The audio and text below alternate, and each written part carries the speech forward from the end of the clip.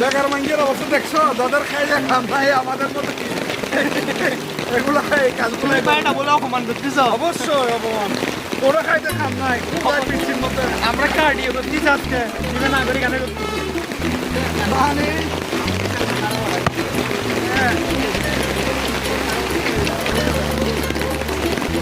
ছুটন কই আমাদের ভিডিওটা বন্ধ করো। আমাদের টিম ম্যানেজার কই?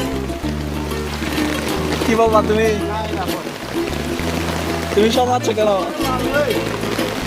কারো উপর 300 বার হলে মানুষ কারো উপর যদি 300 বার হয় অথবা শয়তানে লারে, সেই বাকি কামগুলো করে। এই যে বৃষ্টি পড়তে সবাই কম্বল গায়ে দিয়ে ঘুমাবে, সরষে ঝালমুড়ি খাবে, আর যাদের বিবাহিত যারা বিবাহিত তারা বউয়ের সঙ্গে গল্প গুজব করবে, চা খাবে।